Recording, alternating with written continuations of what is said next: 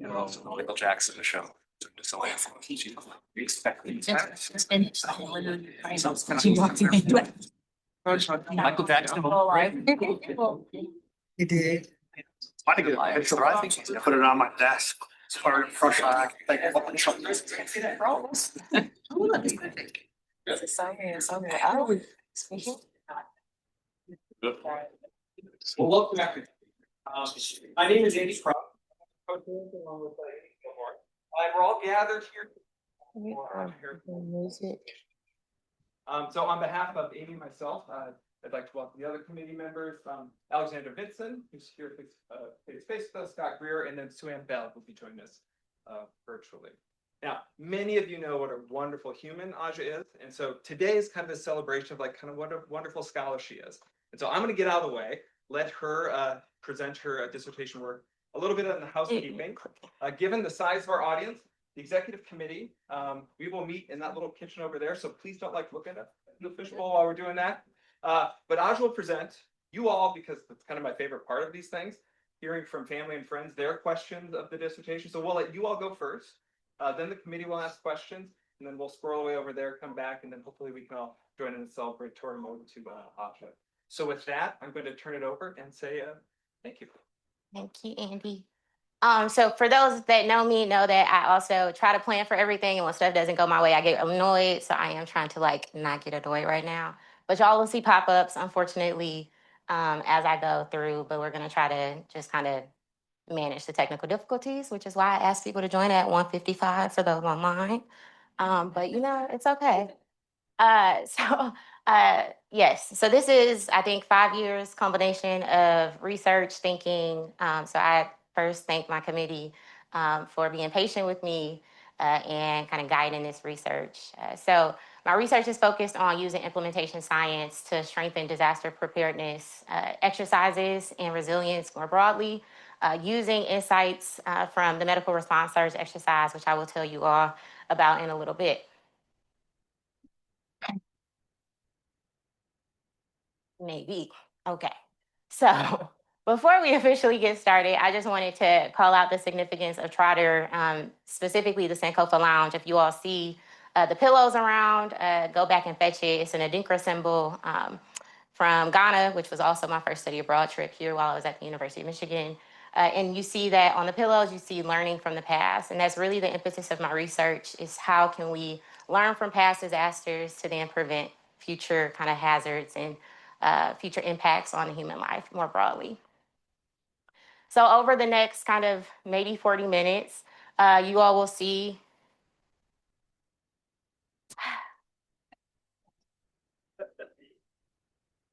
I will set the stage for how this dissertation came to be. I will then provide an overview of my dissertation more broadly. I'll also share with you all kind of the cross-aim synthesis and contributions that I hope that this research can provide, pending committee approval and then future publications. And then, as Andy kind of said, we'll go into Q&A and other things like that. And then I have some acknowledgements toward the end that I hope you all can stay for. So with setting the stage, I think just to start off, my core philosophical stance is that everything is a system, from an atom to the universe. I just see everything in like a system format. And that then kind of formulates how I approach things more broadly. I also have a hard stance that disasters are not natural. Hazards can be natural, but disasters are not. Disasters have to have a hazard and a human impact. And that human impacts are based upon decisions that we make every day. And then lastly, I believe through this research that disaster preparedness can also strengthen systems, and that strengthening systems can aid in disaster resilience more broadly, which I'll also kind of share about how I see disaster resilience.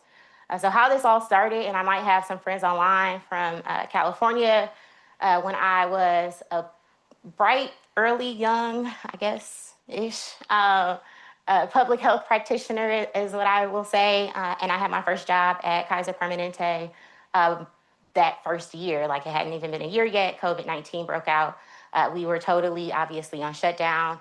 And luckily, the team I was on was a team of project managers. So we were assigned to the hospital incident command system. And within that, I got to see kind of just how we responded, activated the command center, and did all these amazing things. And then at the same time, I was also talking to a few friends that worked at different hospitals, some of the hospitals that, that were in my general area where I was raised. And their experience was totally different. It was we don't know what we're doing here. And while we didn't know what we were doing at Kaiser either, like, don't get me wrong, no one knew what they were doing, but we at least had some form of kind of process or steps. And so what I saw, and I was trying to fascinated with this phenomenon, is how do healthcare systems prepare for disasters? How are we able to just kind of activate this thing, assign chiefs, and then just kind of move on ahead? And then the interesting thing kind of from our research as well is that this, at least COVID, being a public health emergency, was much different than what we've kind of experienced with other, I guess, public health emergencies like hurricanes or tornadoes or other things that may impact. Where normally the first responders are police officers, firefighters, EMTs, et cetera. The first responders for hospital incident or first responders for COVID were the doctors and the nurses within the hospital walls. And so within that, I also got to see kind of how different industries were also aiding in this kind of COVID response, with GM producing PPE and distilleries kind of making hand sanitizer when supply chain issues were coming through.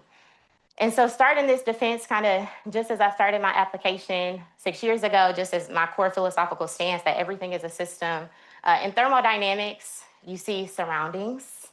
So that's everything outside a boundary that you have set. Within that boundary is what is considered the system. So whoever sets the boundary, that's kind of the decision. And with open systems, energy and matter can flow in and out. With closed systems, only energy can flow.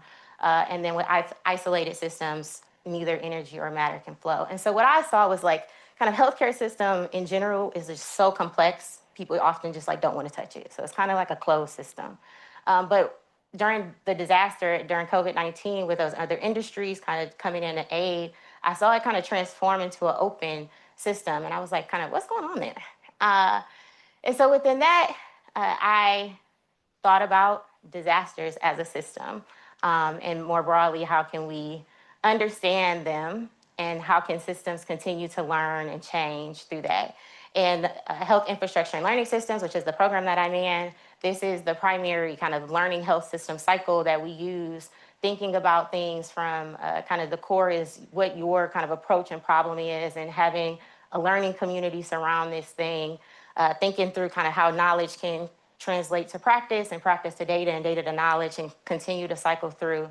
And so I kind of saw opportunity there.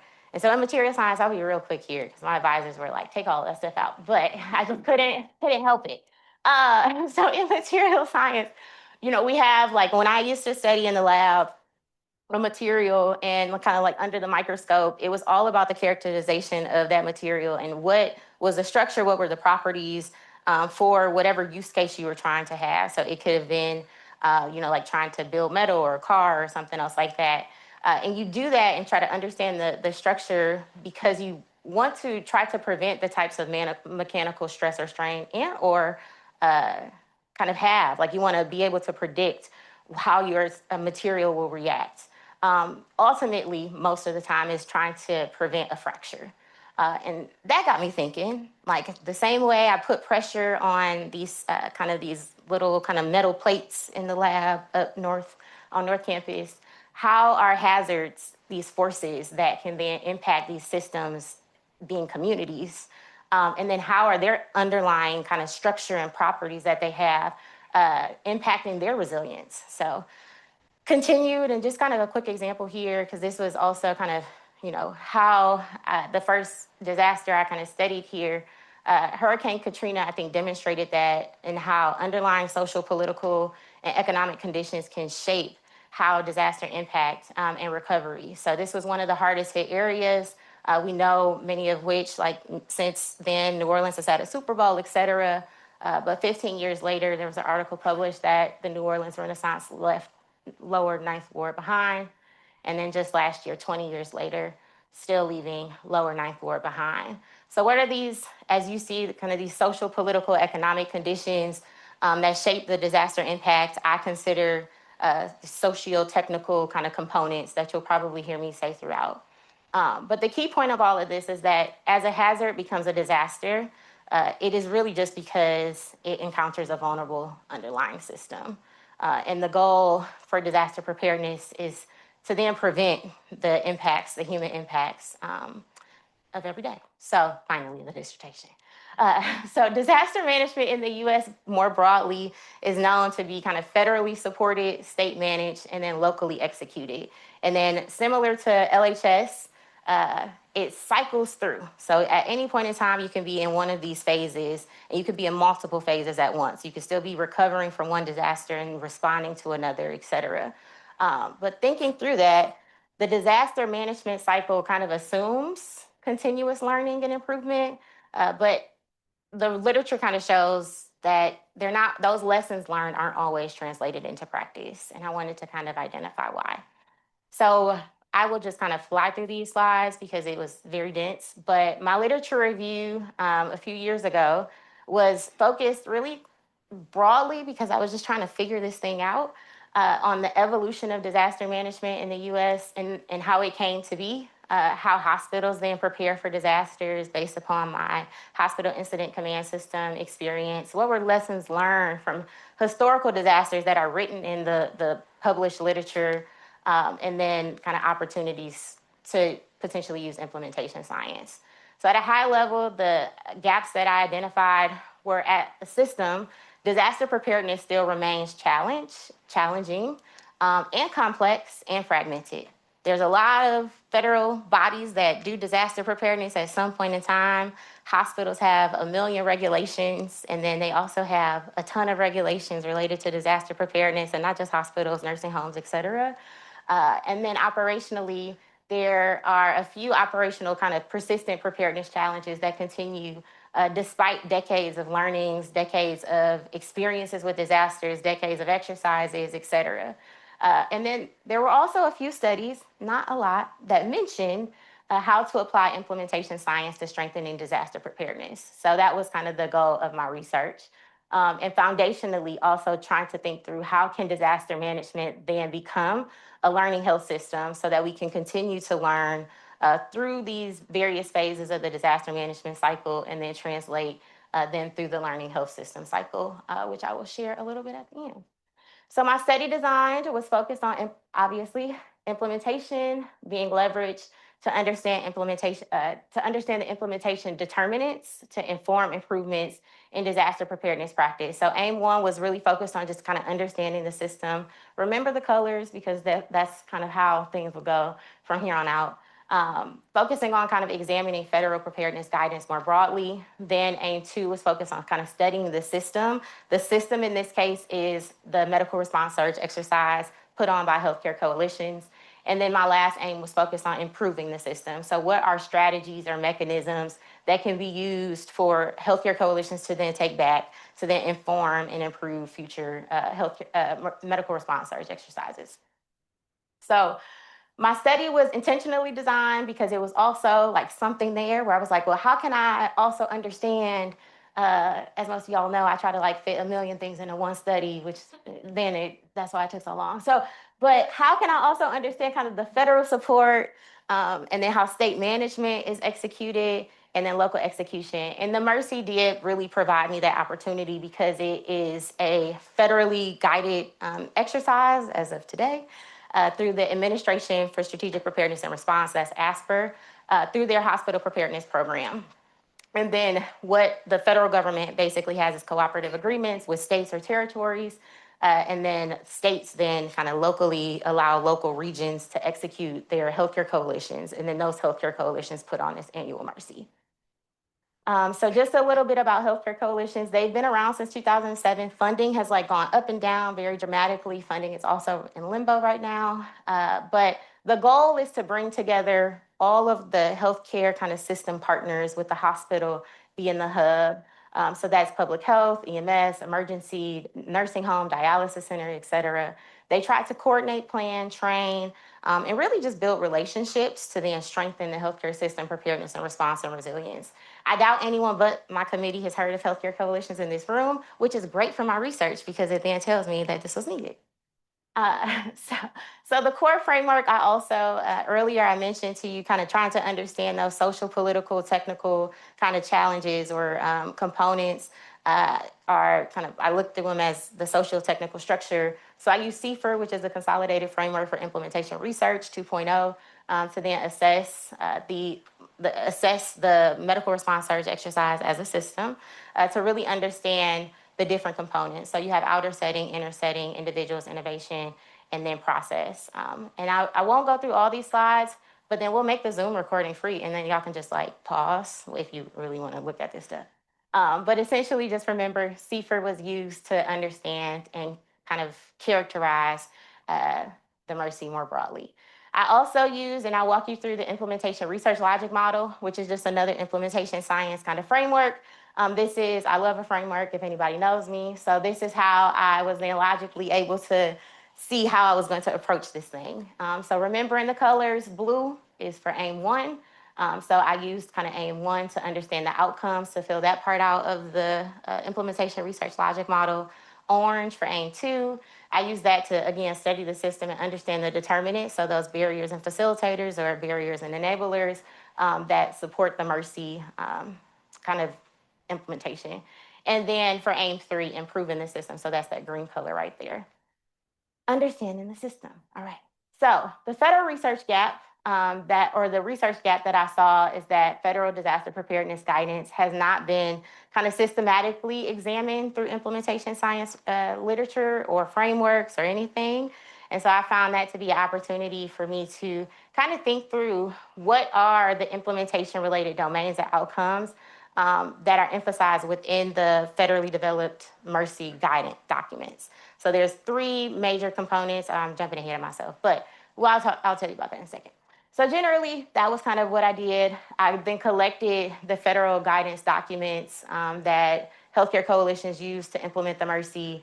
I use something called deductive coding, which is basically I use CFR in all the domains and constructs of CFR to then say, okay, what are these documents saying?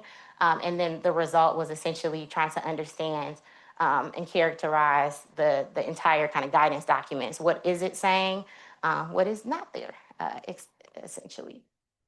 And so that was the design. The other frameworks I used were also kind of Proctor implementation outcomes, which is just kind of characterizing those outcomes. Again, I said that this side, hopefully y'all can see me on Zoom, of the screen, that blue side. And then I also used REAIM, which is another kind of outcomes framework to understand what the outcomes of the MRSEs is intended to do.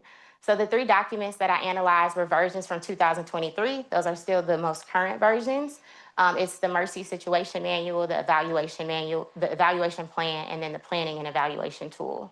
And so from that, my findings were generally that the federal guidance documents focused more so on implementation process and really kind of the design of the MRSE or those innovation characteristics, but it wasn't as much emphasis on kind of the inner setting and outer setting, which then helped my research because it's like, oh, well, this is what the federal government should help us on, right? Like if they're going to support us. And so thinking through what are ways that the MRSE guidance documents can include those domains in addition to that.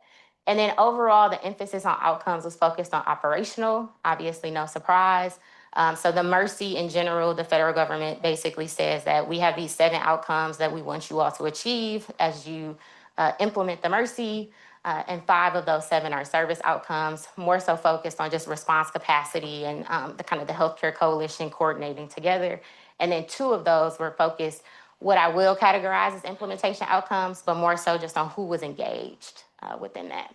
And so the key insight from AIM 1 was that federal preparedness guidance kind of prioritizes exercise execution and evaluation rather than those organizational kind of individual system level factors that I've already kind of mentioned to you all. That is really what impacts kind of disaster response generally. And so the blue side is complete, check mark, because I love a checklist too. So studying the system was AIM 2. That was the most fun AIM because I got to talk to local healthcare coalition kind of leaders and members just to explore their local experiences with the MRSE. I had met a few of them at a previous conference, and everybody was complaining about the MRSE. And I was like, oh, well, let me study this thing then. And so I really wanted to hear from them what their experiences implementing it were, what their frustrations were, et cetera. So that's what you will see here. More broadly, kind of relating it to my research and my research kind of general question of how can disaster management be looked at as a learning health system, was that within the literature, I didn't see disaster preparedness implementation being researched and evaluated. It was more so, did you meet this benchmark or did you do this thing? But not necessarily the implementation, and was knowledge sustained? Can it be maintained? Are you still continually learning from it?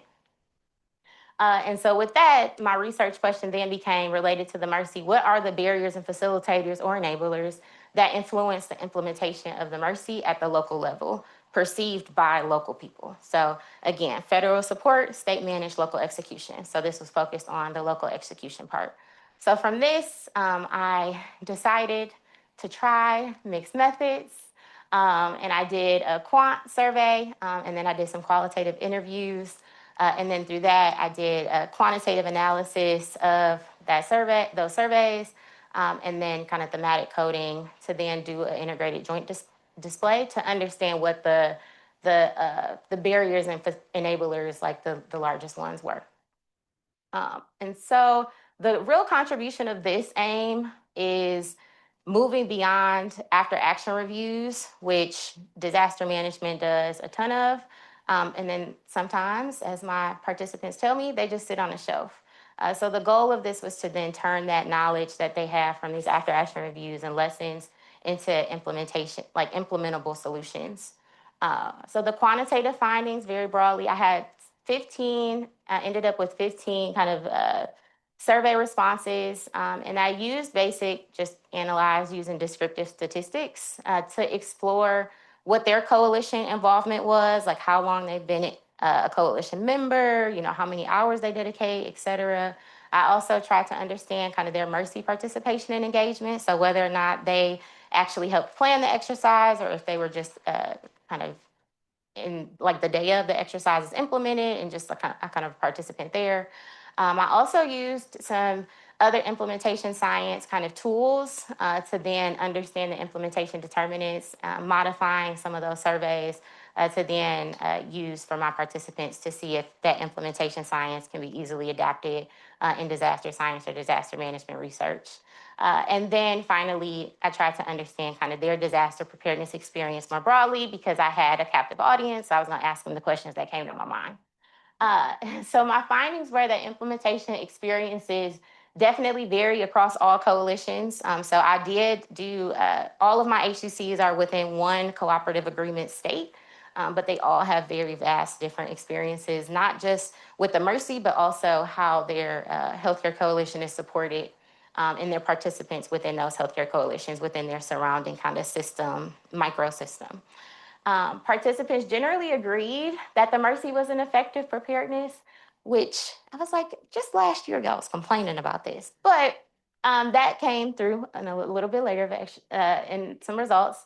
And then they also felt that repeated functional exercises, I don't have time today, but there are different types of exercises that you can employ. A functional exercise is essentially a disaster management exercise where you kind of go through the motions, but you don't actually do everything that you would do. It's kind of like a policy, but it's more than a table talk where it's just kind of reviewing the policy.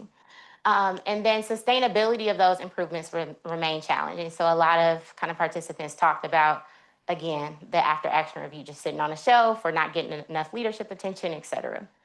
So for my qualitative design and findings, of those 15, I had 9 interviewees that decided to continue on to then explore MRSE implementation. And I got to really dig in past the surveys, but understand how they were experiencing and then asking follow-up questions, et cetera.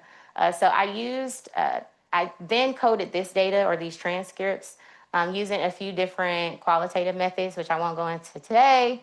But essentially, shout out to Daphne Watkins here at the University of Michigan. So I kind of stole her radar method and then adapted it to understand and rapidly code so I can get done.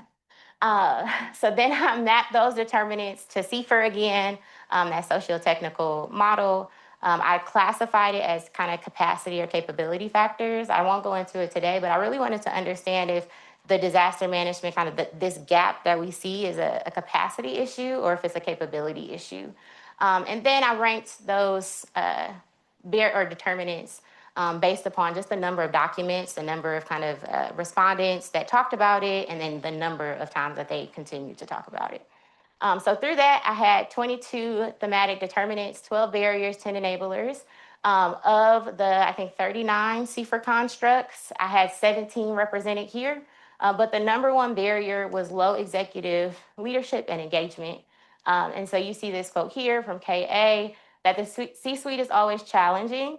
It's a challenge to get the C-suite to come to the table. This is a big issue for them because who is the decision maker during a disaster? C-suite. And if the C-suite is not in a preparedness exercise and they don't know even sometimes who to talk to, like, right, like you have this group of people that are consistently preparing for stuff, then it becomes a big challenge. The enabler, or something that facilitated the MRSE's implementation and execution, was strong collaboration and coalition engagement beyond just the MRSE. It really was from broadly of just like kind of breaking bread to people. So a lot of participants talked about the importance of just having those informal conversations, relationships. If someone's calling you for help, and you can just Google it, you just Google it and just kind of help them. Or if they need something, just kind of answering those calls. So an overview of the major thematic determinants. Enablers was, again, focused on that collaboration. It also talked about a lot of my interviewees talked about engagement and communication and the different modalities that they use, especially given that there's different generations. So, some people are using cell phones, emails, Teams chats. There's another kind of statewide system that people are using.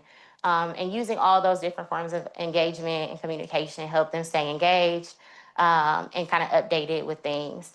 And then it's also the perceived value of participation. So if the people that are participating in the MRSE find the MRSE to be valuable, they will be more active players, essentially, is what the participants were saying. But if they feel like it's just another checkbox activity, like, oh, I just have to do this, then the engagement kind of decreases.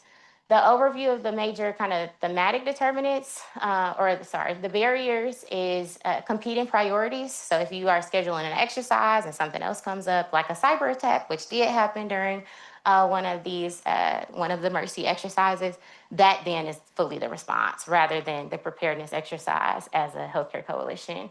And then for the healthcare coalition leaders, they then complained about the administrative burden, the time constraints, and just the complexity of the tools and processes. And I was like, oh, that's what y'all were complaining about at the conference. So it's just a lot of filling out Excels. I hope I don't see any of my friends that are in here that work for Deloitte, but essentially Deloitte just prepared like this long Excel for them that they hate.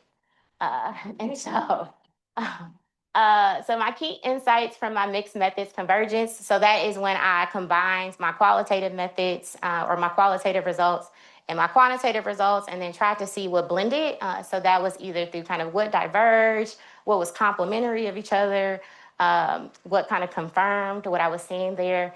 And so these are generally the themes that came up. So just like collaboration, relationships, they really drive a community to feel prepared.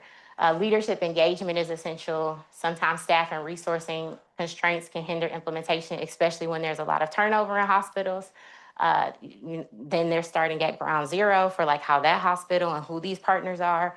Learning occurs through after action reviews, but sustaining them is difficult. So how can you then implement those learnings or those lessons and then make sure that they're maintained?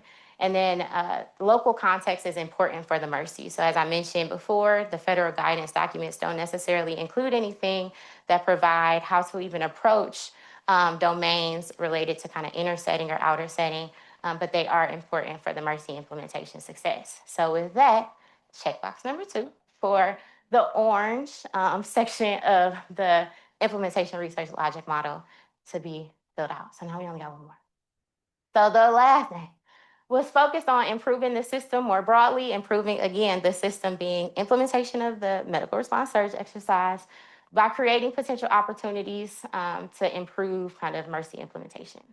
So the research gap that I saw here is even with the limited number of studies that talk about disaster preparedness or disaster management and the challenges that occur, the barriers and enablers are persistent. Like they are literally the same. Communication, relationships, who to call, and those are the exact things that I then found help with enable a proper exercise.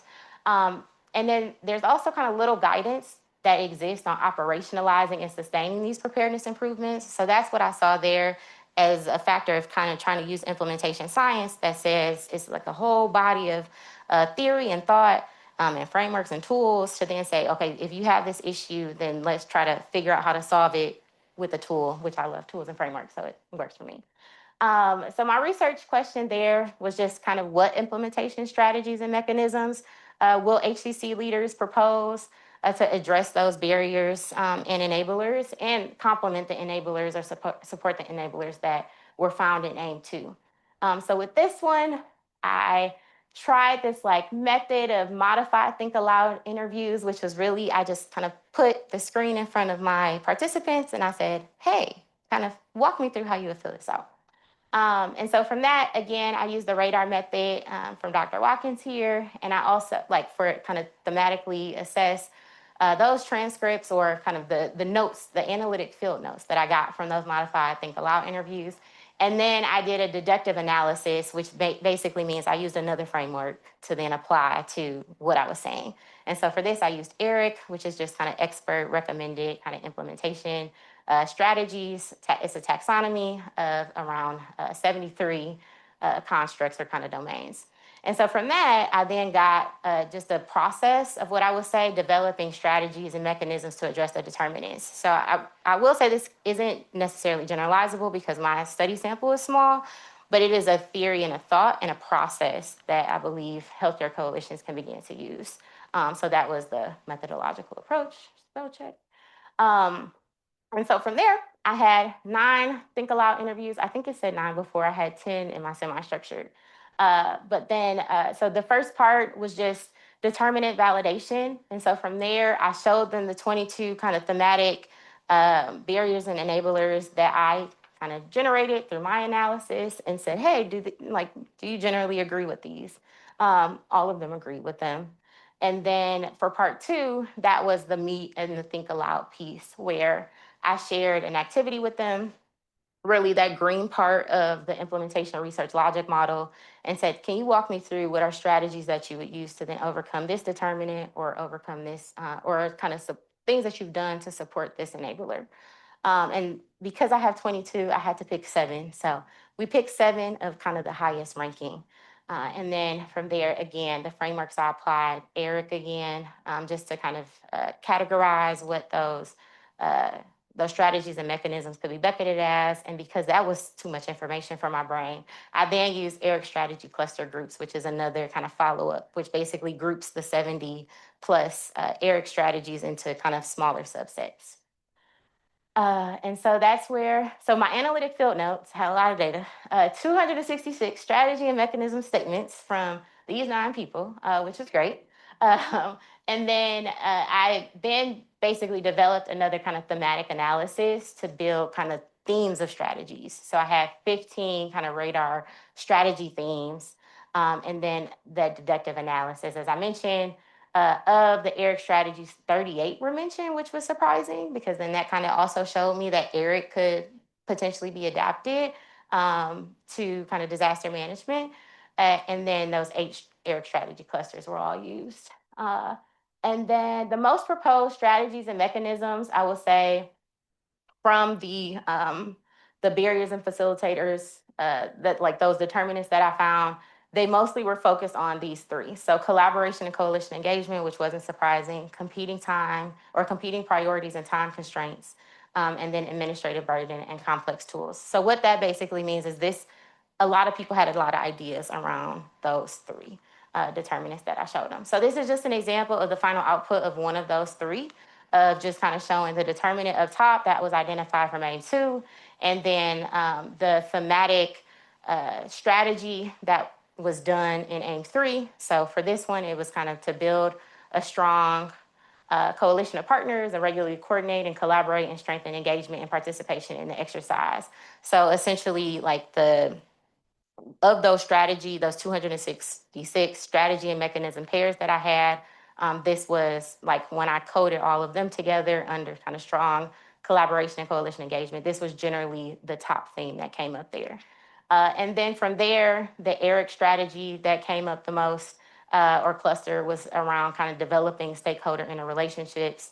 And then those at the bottom in this kind of white rectangle are the mechanisms. So these are kind of summaries and thematic summaries of what the mechanisms can be to then develop those interrelationships and building strong. So people talked about kind of implementing structured meetings, focus on relationship and building trust, that breaking bread piece, and then expanding partner networks just beyond the hospital, but also including other non-traditional kind of healthcare partners. So the key insights here was that across determinants, participants consistently emphasized that communication, coordination, flexibility, relationship building, process simplification, and continuous improvement are important. And then for me, it also kind of showed me that implementation science can provide a structured approach for beginning to translate those after action review findings into actionable strategies. I guess Melanie is being my alarm clock, so I'm gonna hurry up. So my cross-aim synthesis and contributions, now we have a completed implementation research logic model. So I will be sharing this with my research participants because this was kind of one of the incentives for them to participate, was that I told them I would give this back to them. So this will be a takeaway. So for my final five, like, what was this research? What are you talking about? Because I know most people are probably sitting there like, what is going on? So essentially, pay attention to this. Persistent coordination and communication challenges exist in disaster management, disaster preparedness. I could talk all day about this and my feelings why they exist, but they exist. Collaboration, engagement, and communication support the MRSE exercises like the MRSE implementation, but there are also things that hinder it, like competing priorities, staffing constraints, administrative burden, et cetera, of exercises that come on, which is why disaster practitioners are so important and so needed because they are fully dedicated to things like this. I also believe the healthcare coalitions more broadly, I know that they are under attack right now, just have to call that out, but their preparedness activities are influenced by organizational context and local implementation factors, and they are an important part of the infrastructure. So in my dissertation and research, I looked at them as a learning community, which learning communities are important to the infrastructure of a community, of a system. And without them, it'll be interesting to see what happens next. Also, implementation science through the learning health system cycle provides a useful framework for just examining barriers, enablers, strategies, et cetera, related to preparedness exercises and disaster management research. And then lastly, participants emphasize that communication, coordination, relationship building, et cetera, are important for strengthening kind of preparedness systems. There were several strengths and limitations. This is a lot of data, although the sample size might be small. I did a lot of in-depth multi-method interview approaches and analytic approaches.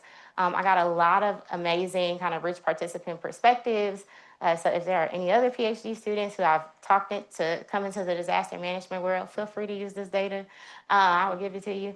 And then cross-disciplinary application of implementation science to disaster preparedness. And then limitations, I did have a small sample size. I'm also only one person, so there might be some coder bias there or some coder fatigue. And then limited to cross-sectional kind of self-reported data. So I collected this data for the MRSE while they were actually conducting another MRSE. And then it was like kind of set up to be for the 2024 version of the MRSE, but kind of the data blended, which was fine. But it's also important there because it's around that implementation science piece, it's important to see how it's maintained and sustained. And you can't kind of do that at just a cross section of what the problem is. So future researchers in the room, if I've talked you into it, please do it. And then strategies and mechanisms have not been tested. They are just listed here again as a process tool, not as a like kind of guidance on what to do. So disaster management and learning health systems, I talked about this at the beginning. Now I have a conceptual model that I'm developing. It is at the end of the dissertation because it is still in development. But it is something that one of my committee members challenged me on, of trying to think about kind of how disaster management and learning health system cycles can blend together. And so at a very high level, I think, all the disaster management activities like the MRSE are kind of at that bottom. That is where you have this diverse kind of a boundary of a learning community that continue to do activities within a given system. And they continue to move through this learning health system cycle. And then again, when they do that for, specific kind of phase of the disaster management cycle, they then are better prepared at a level 2, which can be like at a larger boundary level, like a state or, like a region. And then eventually, similarly to kind of our learning health system theology, once you do that, then you can go another level higher, which is then being kind of better prepared at the entire disaster management kind of through the cycle, rather than just kind of a phase at a time. So yes, preparedness is not just a single exercise. As you see here, it is a continuous cycle of learning, adaptation, as hazards grow, like the impact grows, as the population gets larger, et cetera, and disasters become reoccurring, this becomes ever more important. So I started this, or kind of shared with you all toward the beginning, that a hazard becomes a disaster when it encounters a vulnerable system. But I think an implementable solution is that strengthening preparedness strengthens the systems, the relationships, the capacities of the community that then can reduce the vulnerability before the disaster occurs. So with that, I would like to thank my committee. I would like to thank Asper for answering all my emails, Rackham for providing incentives to the research participants, and my research participants, Trotter for hosting the space, and then the medical school, Department of Learning Health Sciences.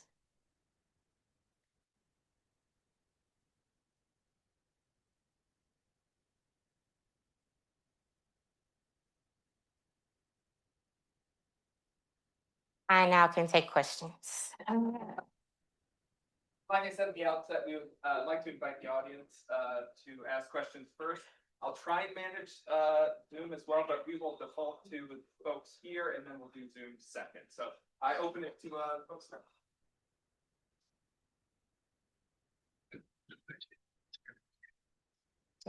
Fantastic presentation. Thank you so much for sharing knowledge that you've constructed here with us today. It's really important and essential. And I'd love to learn more about how this knowledge that you have constructed has changed you, or has altered the lenses with which you have looked at these systems.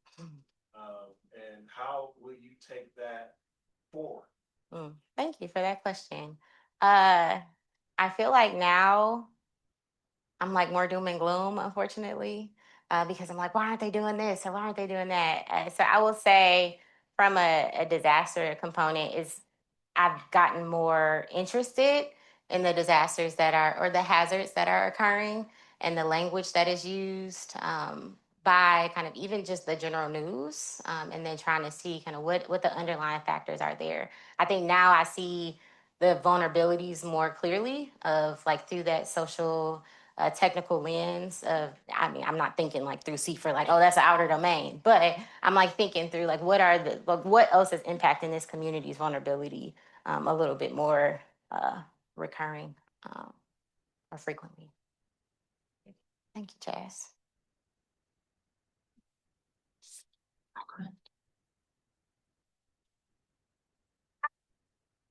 Hello, Dr. Brewer. Excellent presentation. Learned a lot about implementation science. You hinted a little bit in the last response, and also throughout, that some of your partners are currently under attack. And so I'm wondering, how can implementation science support disaster preparedness when political funding climates are being the foundation of what they're trying to do? Yeah, thank you for that question. I think through research like this, just as historical record of what did exist is important. And then something I've talked to Amy and Andy about is also the importance of studying de-implementation, which we don't necessarily talk about as much. But implementation science does have a few frameworks that you can kind of log. Okay, if we're de-implementing this, or this is changing, then how do we track what else is changing in like the context of the systems? And then again, I think that would have to be longitudinal to study over time. So maybe it didn't have an impact, but then maybe it does have a drastic impact. And then if it did, how can we then re-implement? So I think that's how maybe implementation science can be used. Thank you. Ms. Stanton. We were recently in New York City for spring break, and Angel really wanted to go to the 9/11 museum. I'm going to see or how this going to work. But what stood out, not so much the preparation, for the disaster, although, immediately, but and I noticed that of your research and your work to the importance of resiliency, and is that tiredness, the impact of victims that's going through this? Yeah. A little bit more resilience. Yeah, of course. I didn't get into it here. I put some thoughts in the dissertation about it. I told one of my other kind of doctor friends when she introduced me to a framework called from another professor that was formerly at University of Michigan, called the YASO's wealth social kind of wealth community wealth framing. I've been thinking about resilience in that way, trying to see, okay, if these are, what other tenets are there beyond just kind of financial capital? Because I think more so, especially after a disaster, people think, okay, we need a ton of money. But what we have seen is in smaller communities, I was just on the Joplin tornado, if anybody knows about that. They just had a webinar about how fast they were able to recover and kind of bounce back. And all of the kind of, the responders, if you will say that it was really tough. They still have tears in their eyes, but they say the community just came together. And so there's a lot of resilience when the community in itself, that local execution piece and disaster management can then come together, but it also impacts kind of resiliency can be impacted if those vulnerabilities are so kind of spar. So like if a community like kind of the lower Ninth Ward for Hurricane Katrina can't bring back that population, that community resilience, at least in my mind, is then minimized or harder to bring back. So thank you for that question.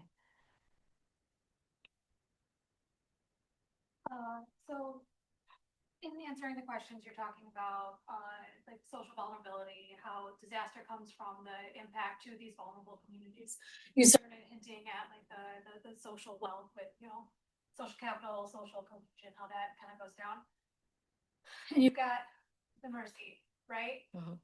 There seems to be like a bridge that hasn't hasn't been built in those two subjects. What do you imagine that bridge is at this? Like, why are we looking at this AAR that, let's be real, is leaving out the people, the vulnerable populations in these exercises? Where do you see that going? Yeah, I think I haven't given it that much thought yet. But how I see like a bridge, right? Just like in learning health systems, like when we talk about bridges, are the infrastructure.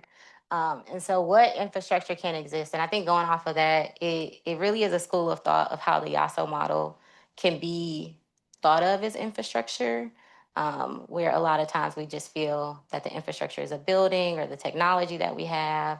But what the community cultural wealth model gets us to think about are all of the other kind of intellectual, the relationships that we might have outside of that system or that boundary. How can we then take care of ourselves? The first responders, as many people know, are often the community, right? Like it is the firefighters, it is the police officers, but it's your next door neighbor. If you know that there's an elderly neighbor that's in a wheelchair and the water is rising, you're going there first, right? And so I think it's how can we, my bridge in my mind has been how can we bring back social community? I think we've lost it over time, and that then makes responding to disasters even more, even harder, because you don't know your neighbors anymore. And so it's kind of how can we bring disaster management even back to the community level so that they know how to respond, so that they can kind of take care of each other, and not just rely on the disaster practitioners who who are being defunded, who are, like responding to all these things, who wear multiple hats, et cetera. So I think we still have a long way to go, but I hope that this is maybe the first school of thought to get us there. So thank you. Dr. Asari. You this research, what would your next step be? To sleep first, not to say that. What? No, just kidding. I think it would be to expand to different exercises. So beyond the MRSE, like the MRSE is great, but it's not just like, it's just one exercise. And I chose it because it was really a convenience exercise where I had an N and Asper, et cetera. But there are a lot of other FEMA exercises that people know are more like, not more effective, but that they see as helping with the preparedness of a community. So it would be to try to maybe expand that network. I think with more funding also, there are a lot of, and not a lot, but there are a few disaster research centers around the country.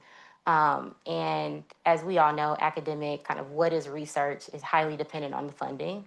And oftentimes disaster preparedness is, people say it's like this preparedness paradox where we know it's important, but it's not really. Disaster preparation isn't funded. There's a lot of money in mitigation, like flood, risk reduction, et cetera. But in how communities prepare, how we kind of prepare as a society, I think it's just determined that FEMA will just do it more broadly, and FEMA's not always the right person to do it. So I would try to see how we can also bring academic partners in to then assist with those multiple exercises across nation and see kind of a comparative study, like how does one state respond or prepare versus like another state. To then go into those social technical components to see if there's an impact or what else is going on there. So thank you. Carolyn? Thank you. Absolutely wonderful.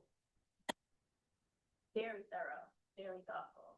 And my question is actually a follow-up. So would you say that if you were to continue to do this work in the field, would you focus on individuals and how it's really important for them to be involved? You would work primarily with local? Oh, trying to read my consultant pitch plan that I got in my drawer. I think my goal, well, as an academic, I would focus on local because local is where the work gets done. And then trying to understand how or assist them in communicating to the C-suite because that's what it is most of the time. Just a C-suite is just kind of too busy or doing things. And C-suite can also look very different. Like at a small hospital, the disaster practitioner might be reporting to the CEO of a hospital. At a large hospital, they might be 15 levels away from the C-suite. So I think there's probably a lot there, but I would try to see how can we prepare kind of the C-suite better in understanding the infrastructure that exists. And I think there's a lot of opportunity. Some of my participants talked about the use of AI and how can we do that. To then aid in just kind of training that level of leader because they can't always, like the MRSE is 8 hours, so they can't take a whole day to participate. And that's just one exercise, right, of the MRSE. So trying to think through what are other ways that we can translate that knowledge to the C-suite, I think would be important. Yes. We can go here, then Emmanuel, then over here. My question was actually about AI. It's more your opinion. We know that automated systems are used in early response, particularly disasters, and in some cases in public health emergencies as well. AI is becoming, generative AI in particular, is more and more valuable, and it's crap. Understand that early warning systems are very important, but AI is actually a part of the competing interests we were talking about with the coalition. What is your stance, opinion on kind of integrating AI into these already practices? Yeah. So I think it depends on how you're integrating it. So from my perspective, it's more so integrating it from like at least how I think about it and what I would want to do And if anybody wants to build it, they surely can. Dr. Brewer in the School of Information, if there's someone over there that wants to. But taking these lessons learned and these after action reviews to then kind of translate that knowledge by either like coding it and saying, hey, this is this disaster, this was the context that it happened in, this was the response, this is what went well. There's so many kind of hazards that occur that it's very hard for the human brain to then try to translate that knowledge, digest it, to then make informed decisions. And so in disaster preparedness, what at least, some of my disaster preparedness kind of, or my research participants and then other scholars have talked about, is if we can build a model that kind of just focuses on after action reviews to ensure that those are translatable so that people know what has happened, what decisions were made, and that they can then make an informed decision, not that AI is making a decision for you, but more as an assistant. But thank you for the question. Yes, Excellent presentation. thank you. And with the AI and the presence of technology and the backlash of not having kept up, we are in the United States a relatively young country. Mhm. What about the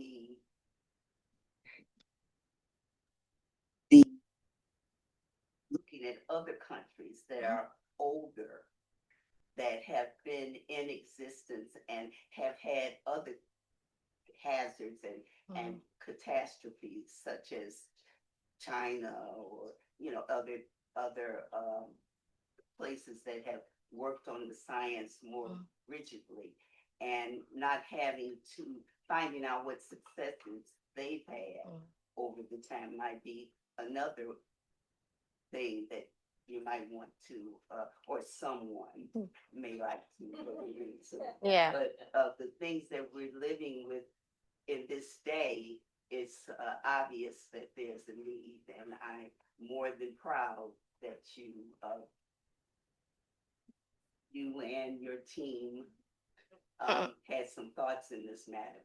Yeah, no, thank you. I think some of the country or some of the world looks at even the US as having a robust, mature disaster management system or disaster kind of response network and entity. I also think that has a lot to do with our size, right? Like we can't really compare us and China, right? Like how large we can, but like how large they, like the geography that they have to cover. That's why the context is super important. But I think the U.S. likes to rebrand anything. So that is also another reason why in my first literature review, it was all around nomenclature and how different everyone describes a disaster, what level, what describes a hazard, man-made versus natural versus all of these things. So I think people have just agreed that we're just disagree on some of these terms. But no, definitely, it makes it then challenging to do interdisciplinary research. But absolutely agree that there's a lot of knowledge that can be transferred between different countries. So thank you. And then Emmanuel, and then I think we're going to go to the Zoom. But I'm curious as to what brings you joy and gets you through your toughest day. Thank you, Emmanuel. Such a lighthearted question. Well, now it's gonna be that this defense is done. Well, now I can get that. But I think just my community, which I'll probably share about in a second. But just I think the love that I often feel, even on my worst days, when I'm moody and emotional, I think I appreciate that, and that gets me through. I will be excited to pick up reading again for fun rather than reading articles. So I think that's going to bring me a lot of joy. So yeah, thank you for that question. And then Maisha would like to know, after years spent studying resilience in healthcare systems, what did this journey teach you about your own resilience? I think it taught me that it also kind of that atomic level, or how I said I see systems, like from the atomic level to the universe. I think hazards can occur in people's everyday life. So I think it also, the challenges that I've, had over these past kind of few years, has shown me just how much people have going on and how hard it is for them to prepare for a disaster when they're just trying to live in the moment and get by the moment. So I think it's informed my research a bit by just taking that into context when I'm like, why are we just doing this? And it's kind of like people have lives going on and like others, micro things that are happening that then prevent us from like trying to do all of this other stuff. So thank you for that question.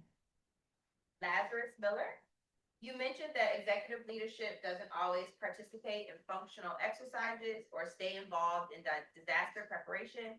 What are some strategies your participants have used to pull their executives in?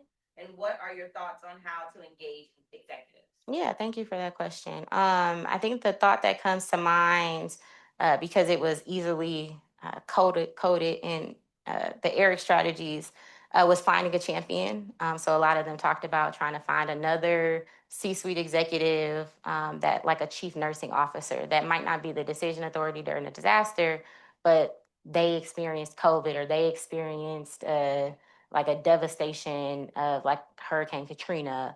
And so they have this sense of passion for disaster management and they understand how important it is.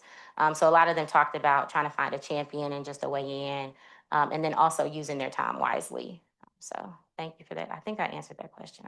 Okay.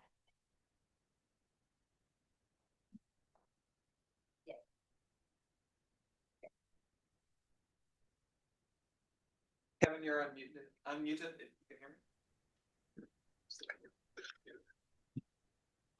Hello. Can you guys hear me okay? Yeah. Thank you. And now we can. Hey, my name is Captain Kevin Sheehan. I'm a U.S. Public Health Service officer, and I work for ASPR in the Hospital Preparedness Program. Thank you for inviting me, Dr. Harris, to your PhD dissertation. It's wonderful. For those who don't know, I was the chief author, person who came up with having this idea to do exercises for coalitions for the federal government, and this is the first PhD dissertation, first PhD that's focused on the MRSE, and you hit all the things that we hear all the time, and you've done a great job. Not only sometimes you do research and it doesn't necessarily impact the national perspective or the national policy, but yours does and yours will, and you always have a seat at the table to work with me, to work with ASPR, to work with HPP, to to improve this exercise moving forward. We continue to use the MRSE. Has good things about it and ways we need to improve. It definitely, we need young, smart, talented people like yourself to help this country move forward with preparedness. So congratulations. I hope our team was able to really, give you whatever you needed. But thank you for your hard work. And I'm very excited. Hopefully I get to read your dissertation if I could. And anytime you want to, we always have a seat at the leadership table of HPP to help us decide where this exercise program should go in the future. Thank you, ma'am.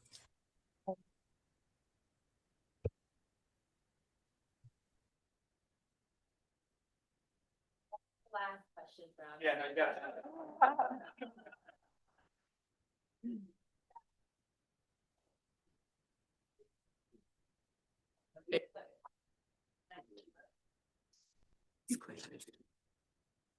Well, now we have the other audience in terms of the committee. So if there are any committee questions, then we can adjourn.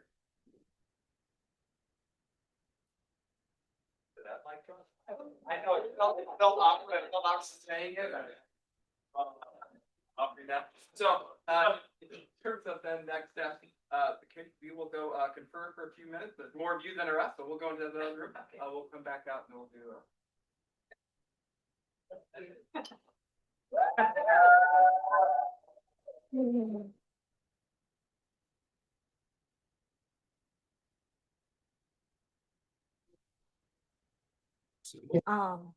I guess I can do like leave it on. Thank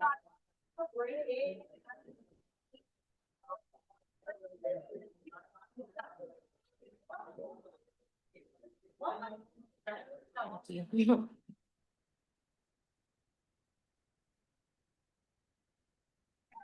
Yeah. Yeah. What are you doing here? I'm around.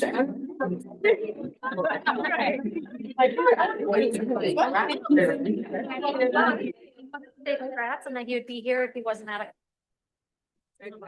So you're in Chicago? Yeah, I knew you were staying long. We're not. All right, so I think I do have all the Trotter and Mesa staff here. Hey y'all, I know y'all was listening to me for a long time. Can you give me 2 more minutes? Shh. Thanks, y'all. Okay, so I could just do a quick acknowledgement, because they have to go. Sorry, this is a lot of slides, but oh my God. Oh, no. Okay, so this is my social capital. So like, I just wanted to, my additional acknowledgements, only because they mentioned that they have to go. So the significance of Trotter and so a thank you to the Trotter staff for letting me kind of have my dissertation here. Almost 12 years ago, right? Like we launched Pretty Brown Girl chapter at the University of Michigan's campus at Old Trotter in the basement, on Washtenaw. So we used to meet bi-monthly. And even more special is that I have 2 of my original Pretty Brown Girls here today to witness my defense. So thank you, Angel and McLaren. I appreciate you all, and y'all have just grown into amazing women. And McLaren will be going off to Spelman. So excited, and makes me feel old to see like kids that I'm like going off to college. And then Angel started high school. So thank y'all for coming. I appreciate both of you so much. I guess I could continue.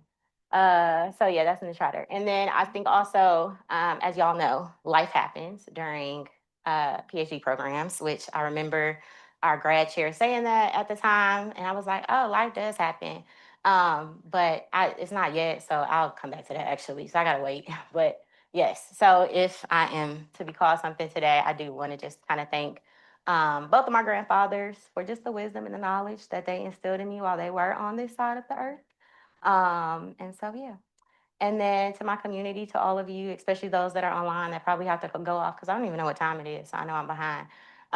Yeah. Oh, I'm doing good time. I was talking fast. Running right there.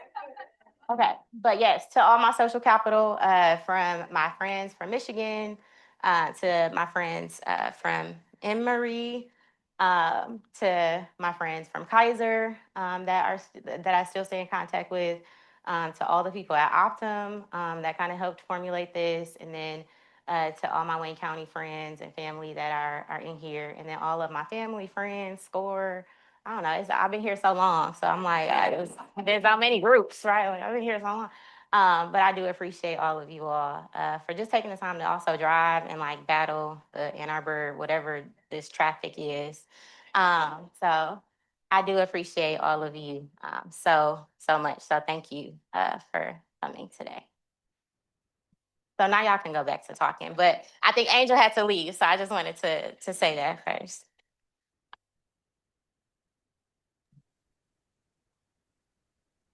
Congratulations, Dr. Azia. Not yet.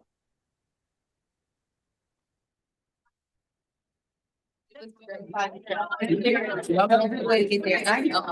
I should be there. Yeah. But it's like, oh, mom.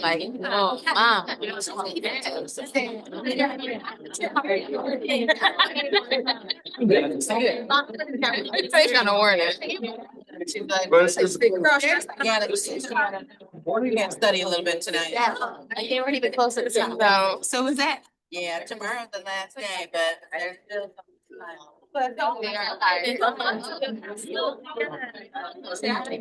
If you stand there, I feel like I gotta watch birds. That's what you do. You do. They aim for your back. Yeah. Living things. For a month anyway. Make myself out of so long. I'm gonna do myself. It's like, but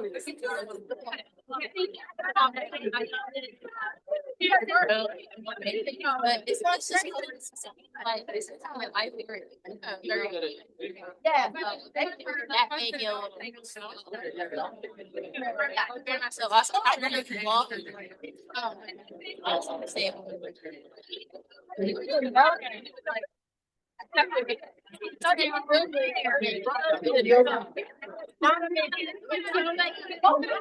I'm just stay here. I'm trying to. But now you know that all early. I gotta. I'm gonna be there.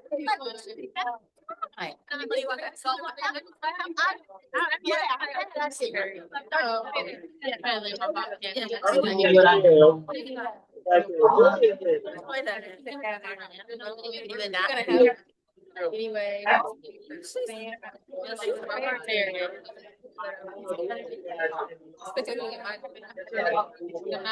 didn't kind of be giving them back. I didn't give her there. Here at HCC. And that's not being great. Forget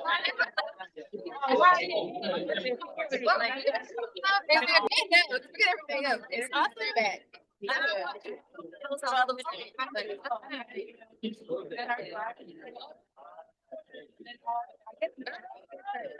it should happen.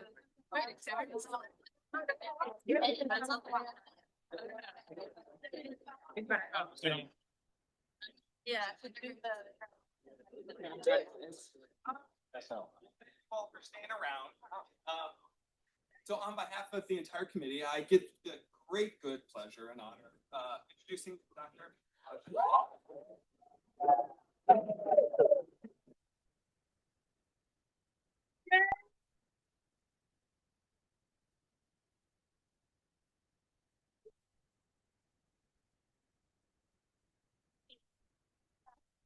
Thank you all so much.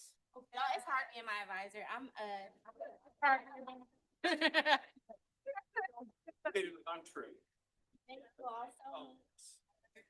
Thank you all for coming. Your questions, like again, it's my favorite part, and you all ask just the most one. Thank you.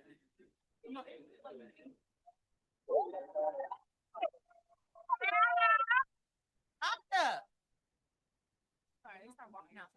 I want to get so fast. I said, let me just hold on. They're coming. Turn here. Everybody come back. It's a beautiful day for Doctor. Oh, this is yes.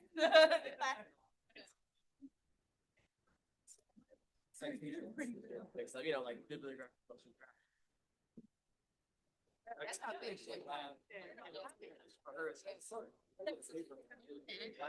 No, like it's not big. It's like, oh. Typically, but it's like they should have asked him when they got Alex. Hey, when they say you should consider that. People don't do this as much. But it's just the best thing around here. It's just a formality. Like I'm gonna ask them to go here and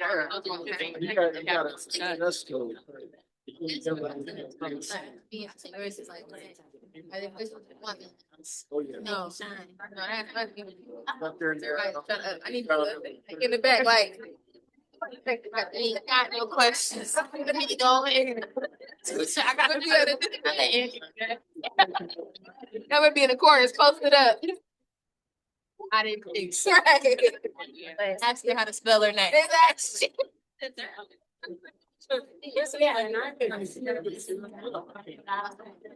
Just like yeah. I agree.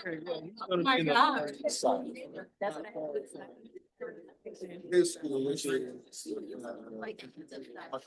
Maybe with the one thing she might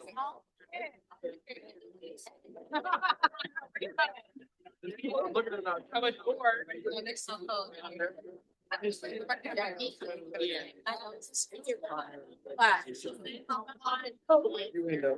know what you mean. When your nose sweats, that's how I know you're really hot. I know it's cold, that's how you should know. It's cold. Yeah, you touched it.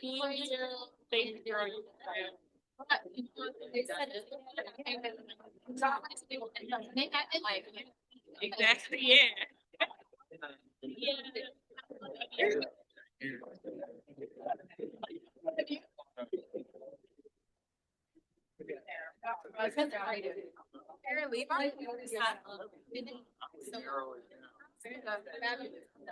Let me leave it. She had to work.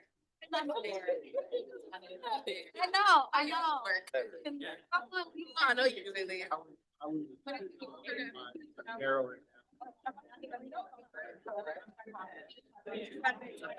Also.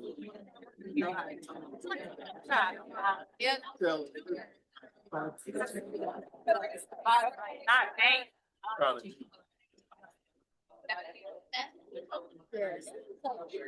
It's not what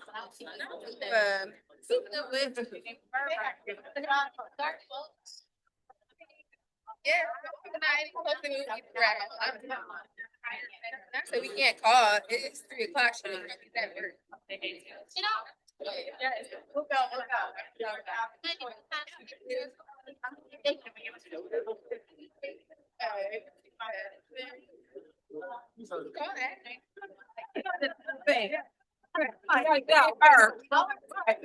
was so upset because I was supposed to be here at 1:30. I had to get off.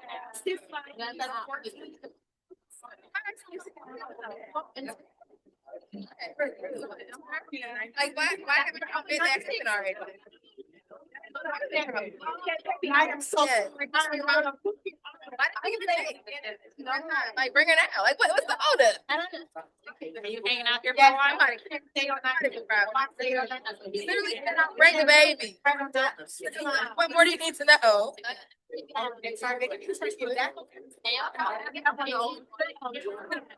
So. There's some.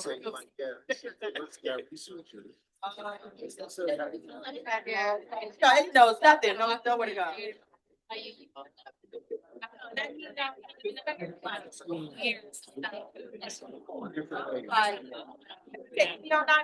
Why are we doing 93?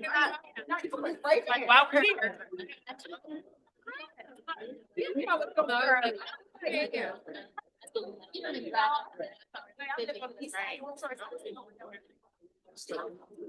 Yeah, I think I read that. Yes, I'm parked over there. I'm going this way. Yeah. I thought about